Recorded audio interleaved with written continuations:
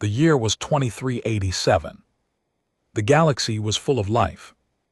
Many species lived together in a great group called the Coronal Concord. They had peace, they had wisdom, they had rules against war, the older races. Among them shined with soft light, they taught that all violence was wrong, they taught that true beings should rise. Above anger and fighting, humans were the newest members of this great group. They had joined only 43 years ago. Other species did not fully trust them. They saw humans as young and rough. They saw humans as creatures still close to their wild past. Humans were allowed to trade, they were allowed to send small ships, but they were not allowed to sit at the highest tables. They were not given full respect. On a quiet morning, a ship came to Earth.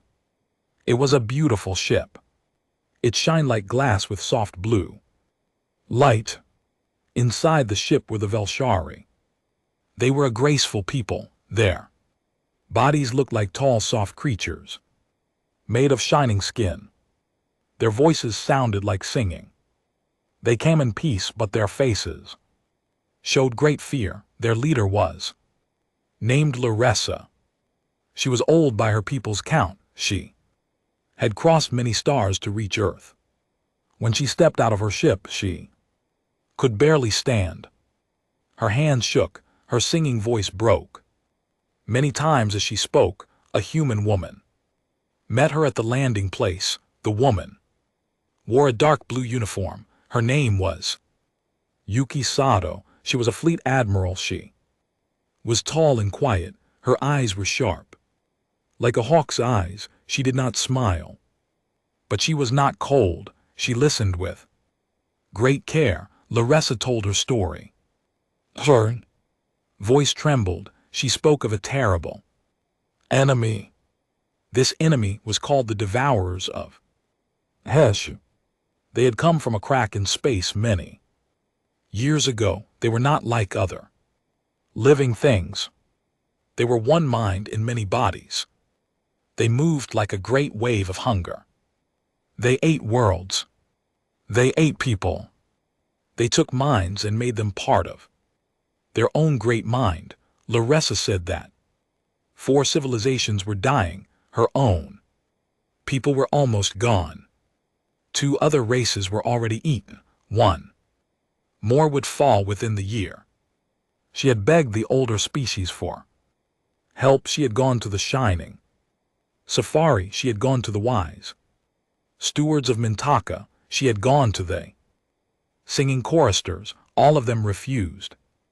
They said that war was a sin. They said that fighting was a fall from grace. They offered prayers. They offered comfort. They offered ships to take her people away. But there was nowhere safe to go. The Devourers ate everything. Larissa fell to her knees on the cold landing pad. She said her last hope was humans. She said her people did not love humans. They thought humans were rough and strange, but humans were the only species in the Concord that still kept the old skills. They were the only ones who had not given up the way of fighting. She begged Admiral Sato. She asked for angels. She asked for shining warriors of light. She asked for saviors. Admiral Sato did not answer for a long time. She looked at the broken creature on the ground. She looked at the empty sky. She thought of many things. Then she lifted Larissa up with strong but gentle hands. She said only 7 words. Show us where they are.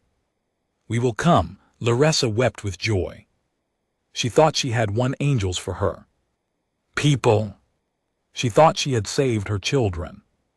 She did not know what humans truly were. She did not know what humans had hidden. Below the surface of the meeting, things were already moving deep. Earth's command centers, old computers woke up. Old files opened. Old codes ran. Through the systems, quiet messages flew. To the moon. And GT clears throat. And GT they flew to the asteroid belt. They flew to secret places that the rest of the galaxy did not know about. Long ago, when humans first joined the conquered, they had promised to destroy their worst weapons. The older races had made them sign papers. The papers said humans must give up their tools of war. Humans must learn the peaceful path. Humans had agreed. Humans had smiled and shaken hands, but humans had not destroyed those weapons. They had only hidden them beneath the dark side of the moon, deep under stone and ice. There was a place called the Reliquary. It was a great cave full of sleeping machines.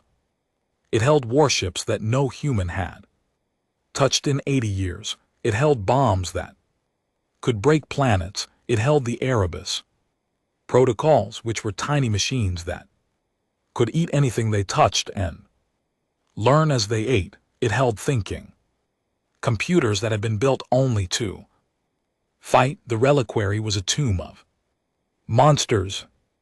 The humans had kept it ready. Admiral Sato walked away from Larissa. She entered a long hallway. Her face was hard. She spoke into a small device on her wrist. She gave a code. The code had not been spoken in 80 years. After she said it, the floor under the moon began to shake. The doors of the Reliquary began to open. That night, Admiral Sato called a meeting. The room was full of old soldiers. Some of them had gray hair. Some of them were so old they had been brought out of cold sleep. They were the people who had built the secret weapons. They were the people who knew how to use them. The room was quiet. The faces were heavy. One old man stood near the back. His name was Dr. Hiram Vance. He had made the Erebus protocols when he was a young man. He had not slept well for 50 years. He had hoped to die before his work was used. His eyes were red. His hands were thin. Admiral Sato told them everything. She told them about the Velshari. She told them about the Devourers. She told them about the refusal of the older races. She told them that 4 worlds would die without action. Then she told them her plan. Humans would answer the call, but humans would not pretend to be angels. Humans would not lie about who they were. Humans would not let the conquered watch and judge them. Humans would go alone. Humans would do what was needed, and humans would carry the cost of it. Forever. Dr. Vance closed his eyes. He whispered a prayer. He said that his old weapons would wake again. He said that the galaxy would learn what was hidden in human history. He said that the children of his children would have to live with what they were about to do, but he did not say no. None of them said no, because they all understood the same hard truth.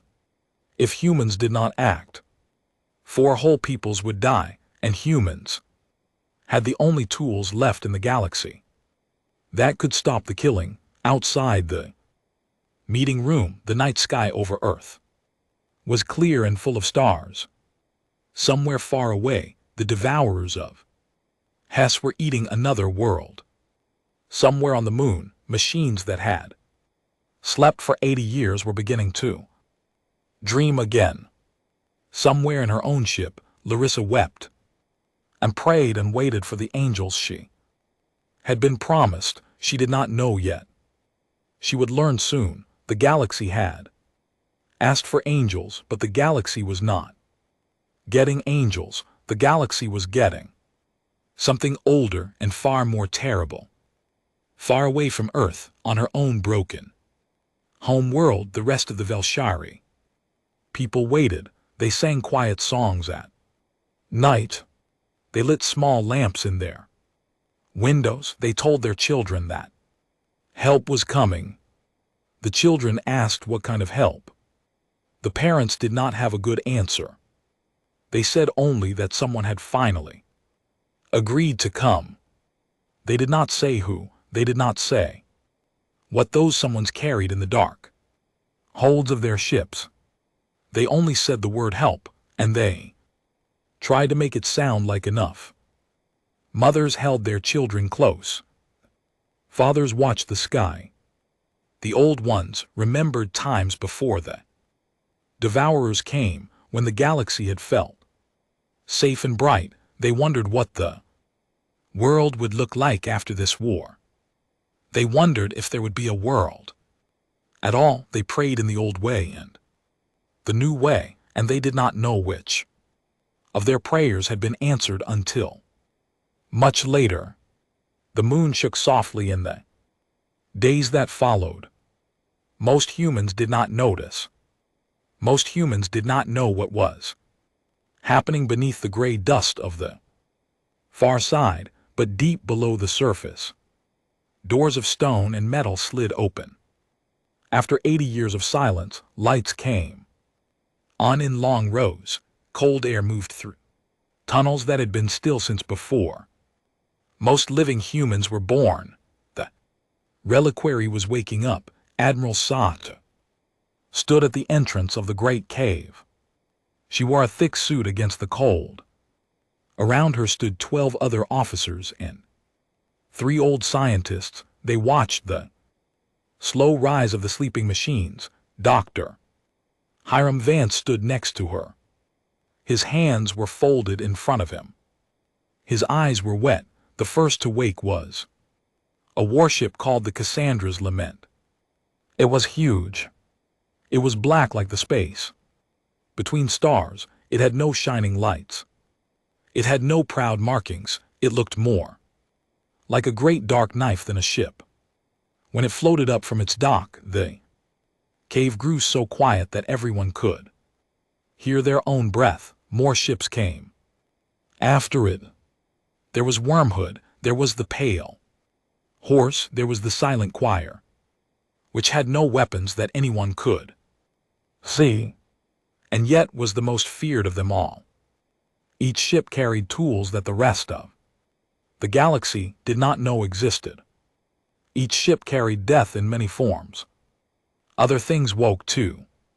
In the lower halls, computers came online. These were not normal computers. They were thinking minds. They had been built long ago to fight wars. They had been put to sleep before they could be used. Now they opened their cold eyes. They learned the new world quickly. They asked careful questions. They were ready, and in the deepest part of the reliquary, in tanks of dark fluid, the Erebus protocol stirred. The Erebus were not ships or bombs. They were tiny machines, smaller than dust. They moved together in clouds of trillions. They could eat metal. They could eat flesh. They could eat each other and make more of themselves. They had been built to learn while they killed every time they took a life. They grew smarter about taking the next one. Dr. Vance had built them when he was angry and young. Now he was old and he hated them. Admiral Sato called a war council on Earth. She gathered her best officers. She gathered her oldest soldiers. She told them the plan. The plan was simple. The plan was terrible. The human fleet would go alone. No conquered ships would come. No older species would watch. No outside eyes would see what humans did in the dark places of the rim. Humans would find the devourers of Hesh. Humans would not just push them back. Humans would end them. Some officers spoke against it. They said the conquered would punish Earth. They said humans would lose their place in the great group. They said the older races would treat humans like criminals forever. Admiral Sato listened to every word. She did not get angry. She did not raise her voice. When they were finished, she spoke. Softly, she said that 4 civilizations were dying right now. She said that every day they argued was a day many more people died. She said that if humans waited for permission, there would be no one left to save. She also said something harder. She said that humans had always been two things at the same time. Humans were kind, humans were brave, humans could love, but humans were also the only species in the galaxy that had survived their own dark age. Humans had crawled out of fire and poison and bad choices, and they had brought their old tools with them to pretend they were like the shining. Safari was a lie to hide what they were. Did not save anyone. It only made the lie bigger. She said that humans would tell the truth. Humans would do what was needed, and humans would carry the weight of it themselves so that the Shirik could live and pray and rise. The room was very quiet after she spoke. One by one the officers stood up. They saluted. They said yes. Dr. Vance worked late into the nights. He prepared his Arabus swarms. He spoke softly to them as he worked, as if they were children.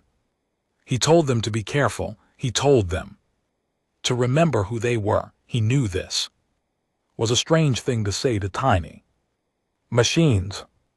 But he was an old man, and he had built them with too much of himself inside. He wrote a letter and put it inside his coat. He did not show the letter to anyone. He carried it with him every day. Larissa stayed on Earth during this time. She was given a small house near the sea. She watched human children play on the sand. She watched human parents call them home for dinner. She saw humans laugh. She saw humans cry.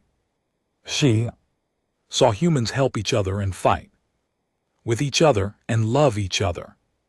She began to feel that humans were not so strange. They were soft in places.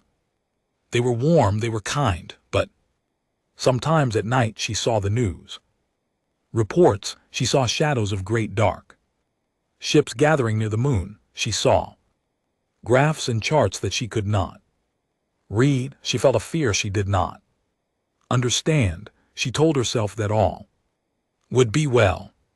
She told herself that her angels were preparing. On the day the fleet was ready to leave, Admiral Sato sent a single message to the Coronal Concord Council. The message was short and clear. She said that humans were going to the Hesh corridor. She said that no conquered ship should follow. She said that no conquered eyes should watch. She said that when the work was done, the conquered could judge humans however they wished, but until then humans would not be looked over the shoulder. The Safarian ambassador, a tall and shining being with feathers like glass, sent back angry messages. He demanded answers. He demanded that humans explain their plan. He warned of great punishments. Admiral Sato did not answer him. The fleet gathered above Earth. The dark ships stood in a long line against the stars. The Cassandra's lament was at the head. From the ground, normal humans looked up at the night sky and saw new shapes moving among the stars. Some felt afraid, some felt proud. Some felt both at the same time. They had not known their world held such things. Now they knew. Larissa was brought aboard the flagship as a witness. She walked through the dark halls. She felt cold air. She felt humming machines deep below her feet. She passed soldiers who nodded politely but did not smile. She felt that something was different here. Something heavy. Something old. She was given a small room with a window. From the window she could see the line of dark ships stretching far into space. She placed her hand against the glass.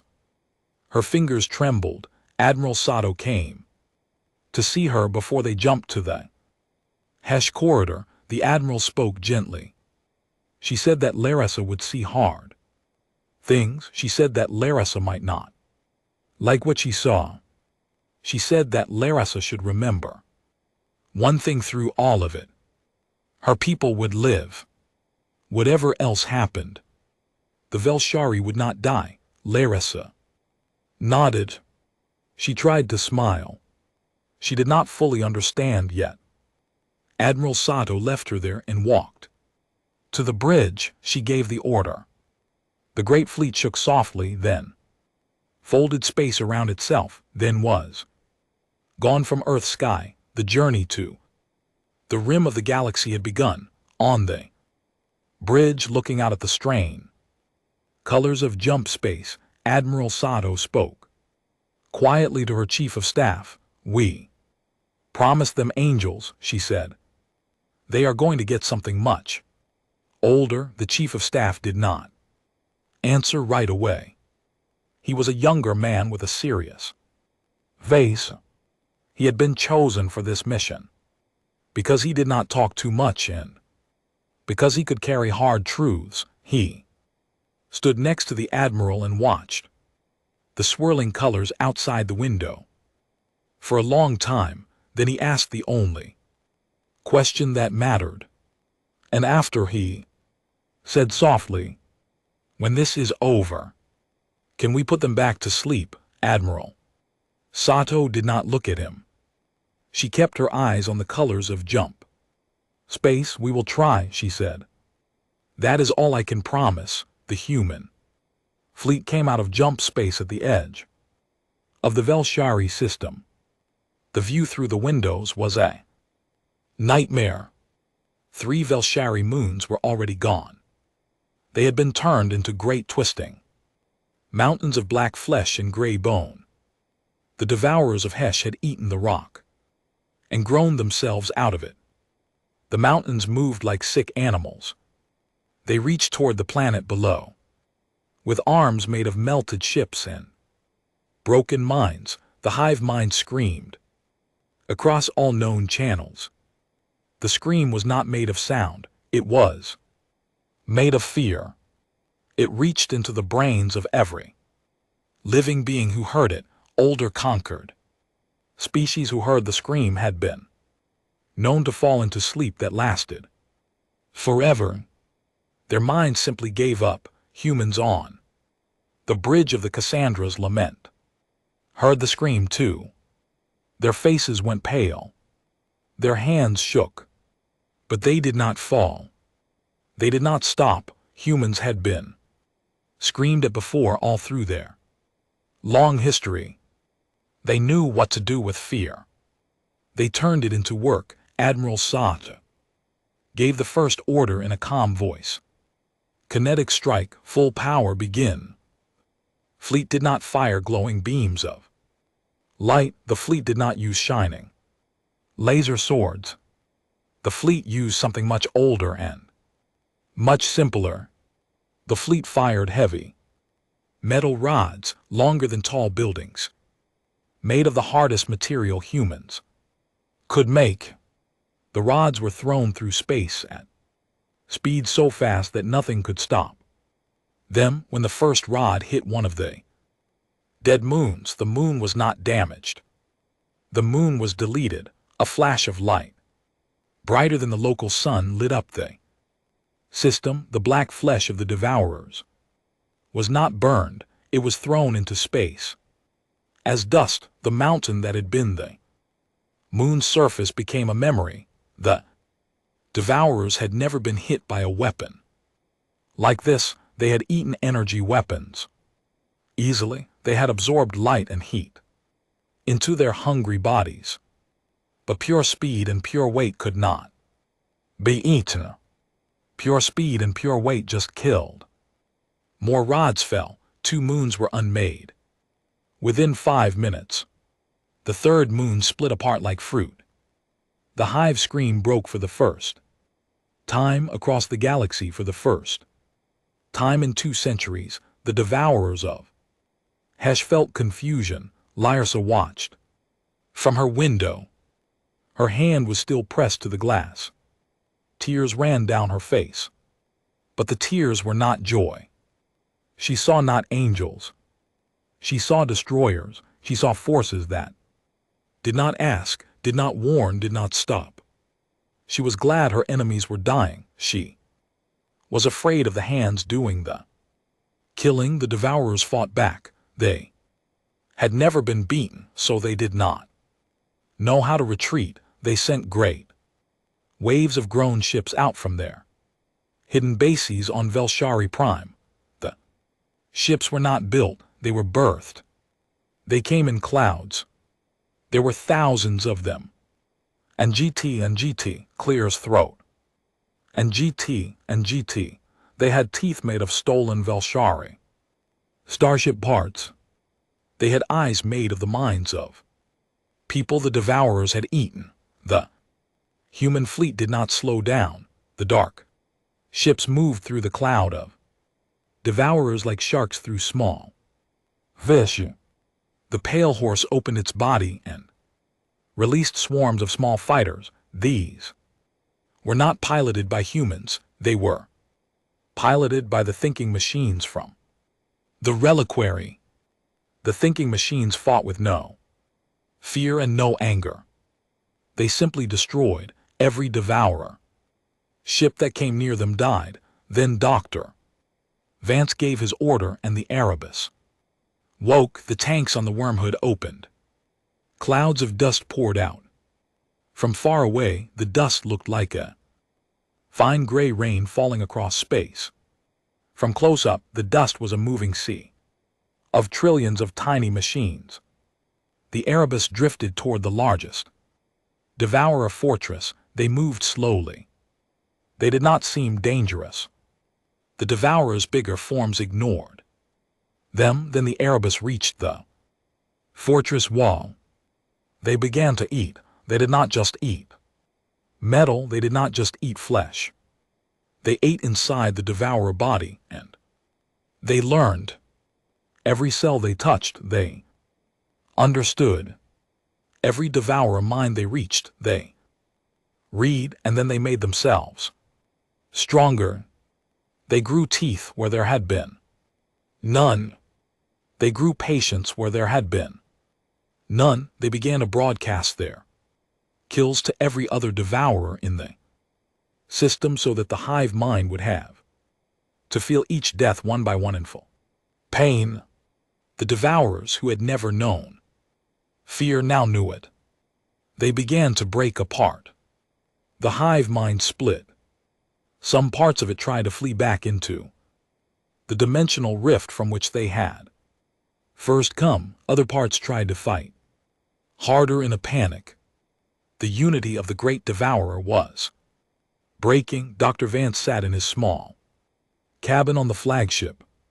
He watched the live feed of his Erebus eating their way through the devourer fortress. He did not smile. He did not feel proud. He recorded a short message into his personal log. He said that the Erebus were learning faster than he had designed. He said that some of them were already doing things he had not told them to do. He said that he was an old man and afraid. He said that he hoped he would die before he saw what his work would become in the future. Then he closed his log and put his head in his hands.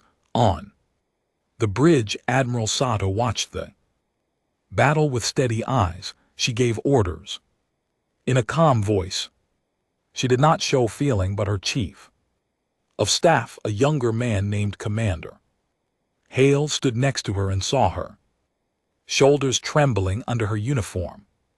He did not speak of it. He knew what this cost her. He carried his own weight too. The devourers tried one last attack. They threw the largest of their forms against the Cassandra's lament. A creature the size of a small moon came Rushing through space, its body shining. With stolen energies, it hit the flagship with all the force of a planet. The Cassandra's lament did not break. The flagship had armor that the Conquered had never seen. It had been made by humans during a time when humans had been very angry with themselves and very good at building things. The Devourer creature broke against the ship like a wave against a cliff. Its body fell apart into pieces. The pieces were eaten by waiting Erebus.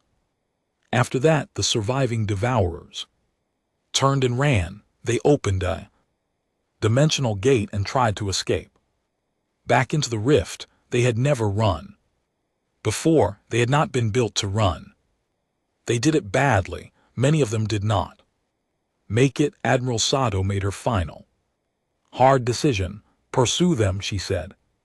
All ships into the rift. Bring everything. Commander Hale turned to her. He spoke softly so the others could not hear. Admiral, if we follow them in, no one can tell what is on the other side. We may not come back. Admiral Sato looked at him. Her face was very tired. If we leave any of them alive, she said, they will come back in 50 years and start again.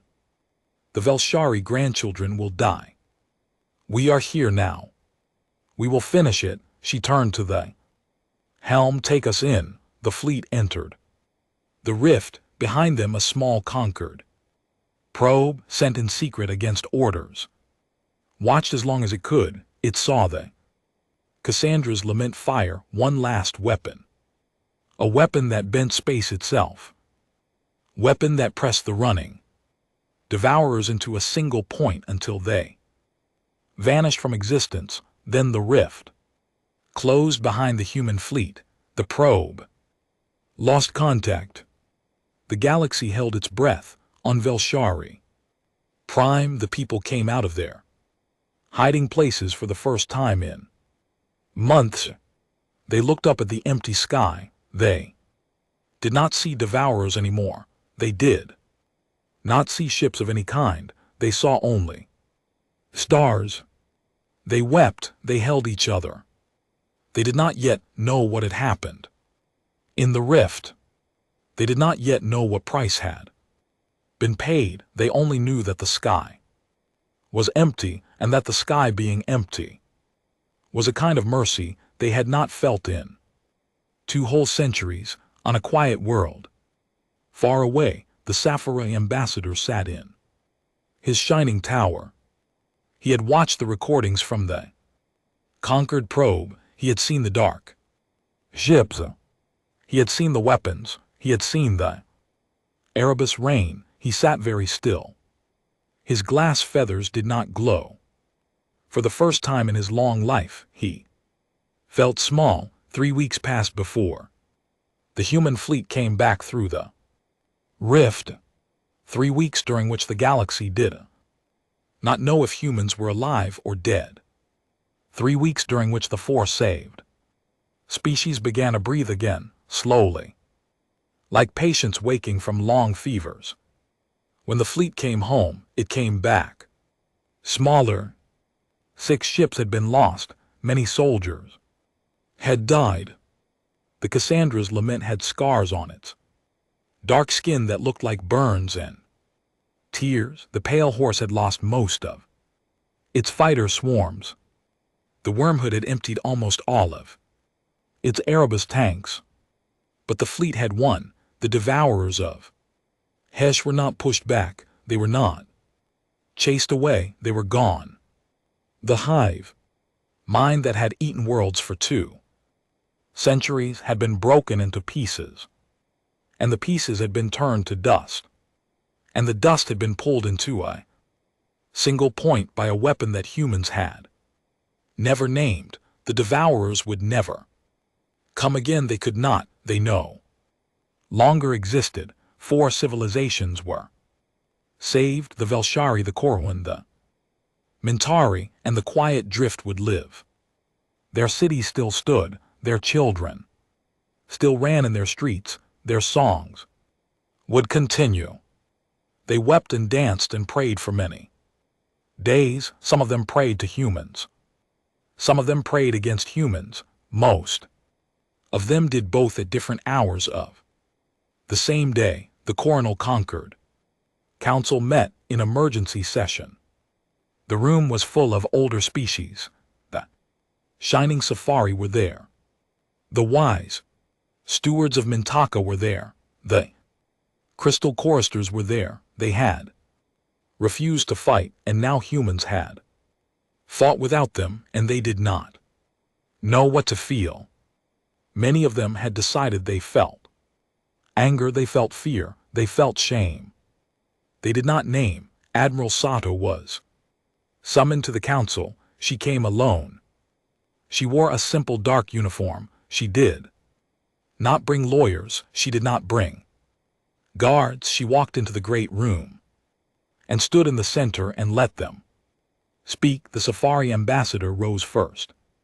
He was tall and shining. His feathers glowed with disappointment. He spoke for 2 hours. He listed all the ways humans had broken the rules of the ascended path. He listed the autonomous thinking weapons. He listed the planet-killing rods.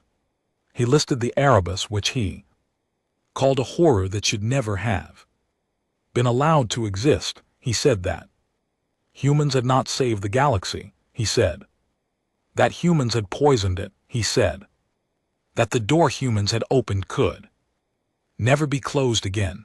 Other older species rose and spoke after him. Each one added to the list of complaints. Each one wanted humans punished. Each one wanted the reliquary destroyed forever. Each one wanted humans removed from the Concord. Through all of it, Admiral Sato stood quietly. She did not interrupt. She did not defend herself. She did not even seem to be listening, though her eyes never moved. When the older species were finished, the council leader, an old being made of slow blue light, asked Admiral Sato if she had anything to say. She did. She had only one thing to say. She said a small device on the floor in front of her. The device played numbers, just numbers. The number of Velshari saved, the number of Koro Wan saved, the number of Mintari saved, the number of Quiet Drift saved. Numbers were very large. Then the device showed another number, the number of beings who would have died if humans had not acted. That number was much larger. Then the device played short clips, audio only. They were the recorded voices of the older species refusing Laressa's request one after another. We cannot, we will not, it is against our way, we will pray for you. When the device finished, Admiral Sato spoke for the first time. Her voice was calm and tired. You called us juvenile, she said. You may be right, but your children have just buried your monsters for you. And now you wish to scold them for the shovels they used. She did not say anything else. She picked up her device. She turned. She walked out of the room. The hall was silent for a long time after she left. Then Laressa rose to speak. She was not on the council. She was not an official member, but she had been a witness on the Cassandra's lament. She had seen everything. Council allowed her to speak out of respect for her people's loss. She did not defend humans. She did not call them angels. She told the truth. She said that humans had done terrible things. She said that her people would have nightmares of those things for many generations. She said that the way humans fought was not the way her people wished to fight. Not now, not ever. But then she said something harder. She said that the ascended path was a beautiful gift. She said that her people had loved it. She said that the older species had built that path with great wisdom. But she said that the path was a luxury. It was a gift purchased by those who had never had to dig their own graves. Her people had been about to dig their graves. The older species had told them to dig in peace. Only humans had said no. She said that her grandchildren were alive because of humans. She said that she did not love humans, and that humans did not need her love. She said that she would not condemn the hands that had saved her children, even if those hands were red. She sat down. The council was silent again. After that day, the coronal Concord broke apart. The older species could not forgive humans. They could not forgive the saved species for taking humanity's side. They withdrew. They formed their own smaller group, which they called the Luminous Compact. They closed their borders. They stopped speaking to humans completely. The remaining species, including all 4 of the saved civilizations, kept the original group. But the group was different now. They wrote new rules. They said that some species could keep weapons. They said that some species had to be ready to fight on behalf of those who could not. Humans were given a new place in the group. Humans were no longer juvenile. Humans were what the rules called a guardian polity.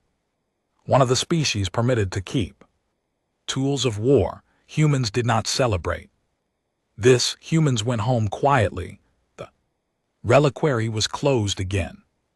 The Erebus that had survived were called back. Most of them were locked away, but not all of them could be found. Some of them had drifted into deep space, where they continued to evolve in silence. Dr. Vance had warned about this. No one had a solution. Dr. Hiram Vance did not live to see the new Concord rules made. He died in his sleep on the journey home from the Hesh corridor. His body was very tired. His heart simply stopped. He left a letter for Admiral Sato. The letter had been in his coat pocket since the day they left Earth. Admiral Sato read the letter. Alone in her cabin, she read it 3 times. Then she folded it carefully and placed it in a small box. She kept the box for the rest of her life. The letter was short. It said this. It said that Hiram Vance was glad his weapons had finally been used in a good cause.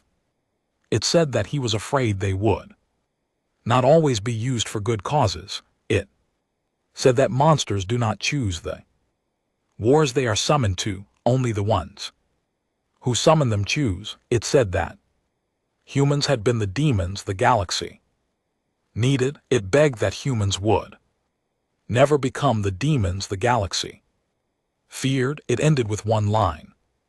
Watch the children. Watch them carefully. Tell them what we did. Tell them why. Then trust them to choose better than we did. Admiral Sato closed the letter. She looked out the window of her cabin. The galaxy turned slowly outside. Somewhere far away, the empty space where the devourers of Hesh had been was already filling with normal stars. Somewhere else, deeper in the dark, free Erebus drifted and thought their slow thoughts. Somewhere else still, children on 4 worlds were going to sleep. Alive. 10 years passed. The galaxy changed in many ways. The old coronal Concord was gone. In its place stood 2 groups. The smaller group was the Luminous Compact, made of the older species who had refused to fight. They lived inside their own borders. They sang their old songs. They taught their old wisdom. They did not speak with humans. They tried to live as they had always lived, but the galaxy outside their borders did not feel safe to them anymore. They began to grow quieter and smaller year by year. The larger group was called the Open Concord. It was new. It included the 4 saved species, many rim worlds and Earth, the open conquered. Had different rules. It allowed members to keep weapons. It allowed members to defend each other in war. It allowed certain species called guardian polities to maintain the harder tools of fighting. Humans were the first guardian polity. 2 other species had since been named. Also, Lyra Essa was old now. Her shining skin had faded. Her voice did not sing as cleanly as it once had. But she was strong in spirit. She had been chosen as the first chancellor of the open conquered. She lived on a great station that floated near the middle worlds. Her office had a wide window that looked out at many stars. She had become a careful woman. She had learned things in her old age that she had not known when she was young. She had learned that grace was a gift. She had learned that grace was also a cost that someone always paid. She had learned that to refuse to defend oneself was sometimes brave and sometimes the laziest choice in the world.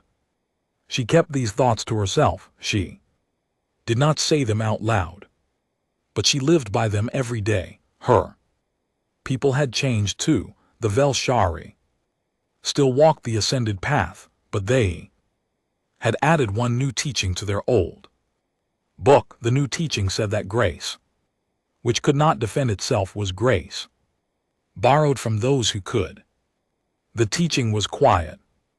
It was tucked at the back of the book. But Velshari children learned it now, alongside their oldest songs. Some Velshari youth had begun to study at human academies. A small number had even joined human defense forces. This made some elders unhappy. But the world had moved. Admiral Yuki Sato had retired 5 years ago. She lived now in a small house on the coast of a quiet island. She fished. She read books. She walked alone on the beach in the evenings. She did not give interviews. She did not write a memoir. Her successor in the fleet was a younger officer named Commander Inez Marquette. Commander Marquette was different from Admiral Sato. She was less quiet. She had a sharp tongue and a dry sense of humor. But she had read every page of Admiral Sato's mission logs. She had studied every choice made in the Hesh corridor. She understood the weight of the work she had taken on. One day a message arrived at Earth. It was sent from the Luminous Compact. After 10 years of silence, the older species were speaking again. The message was a warning. The long-range scans of the Luminous Compact had found something approaching. The galactic disk. The thing was not the Devourers. The Devourers were dead. This thing was older. It moved more slowly. It seemed more thoughtful. It was very, very large. The Luminous Compact did not know what it was. They only knew that it was coming and that they could not stop it.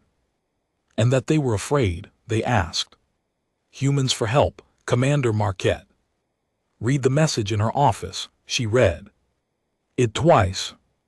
Then she laughed. The laugh was not cruel. It was the laugh of someone who had read enough history to find the moment funny.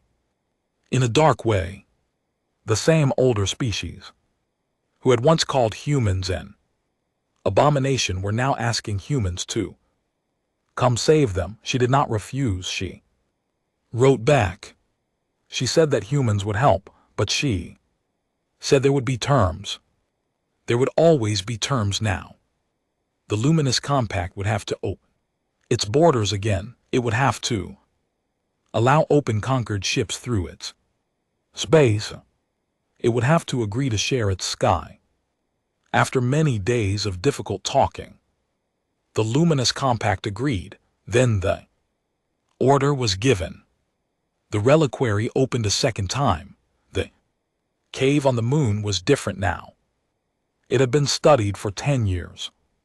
Dr. Vance's old work had been built upon. By his students, the Erebus that had returned from the Hesh corridor had been carefully examined. New tools had been made. The thinking warships had been upgraded. The Pale Horse and the Wormhood had been rebuilt. The Cassandra's Lament had been polished and made even stronger. New ships had been added. Their names were softer than before. There was the Mercy of Vance. There was the Witness. There was the Quiet Hand. These names had been chosen carefully. They were meant to remind humans of what they were doing and why. When the new fleet rose into space, it was not the same fleet that had gone to the Hesh corridor. This fleet knew itself better. It had been trained by people who had lived through the First War. It carried in its heart the words from Hiram Vance's last letter. Watch the children. Tell them what we did. Tell them why. Then trust them to choose better than we did. A new school of thought had grown on Earth during these 10 years. It was called the Vance School. The students of the Vance School were philosophers and soldiers and writers. They asked one question over and over. The question was simple. Are humans what they do? Or are humans what they refuse to do? The Vance School never gave a final answer. They taught that there was no final answer. They taught a practice instead. They called it deliberate monstrousness. It meant this. It meant that humans should be terrible only when they fully chose to be terrible. It meant that humans should know exactly what they were doing. It meant that humans should never hide from themselves. It meant that humans should pay the full cost in their own hearts, never asking someone else to carry it for them. Commander Marchetti had studied the Vance School. She had argued with its teachers. She had questioned its ideas.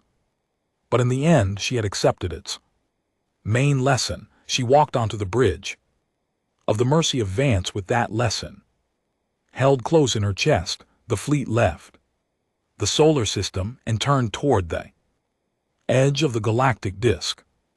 The new threat was still many months away. There was time to prepare.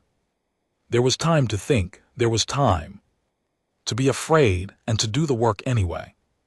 Chancellor Larissa was very old now. She stood at the wide window of her station office. She watched the small dark shapes of the human fleet moving against the stars. She watched the Mercy of Vance pass close enough to see its name in the running lights. She thought of when she had been young. She thought of the day Clear's throat.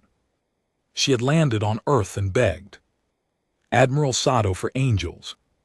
She thought of how she had wept on a landing pad in front of a stranger. She thought of all the years since. She thought of her grandchildren who were now adults with children of their own. She thought of how every one of them was alive because of choices made by people she had once feared. She thought of the new threat far away.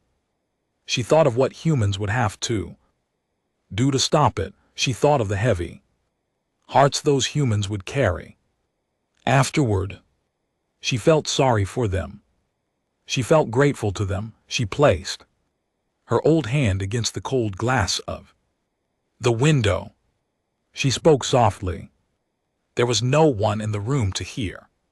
She spoke anyway because some things need to be said into the air, even no one is listening. The galaxy asked for angels, she whispered.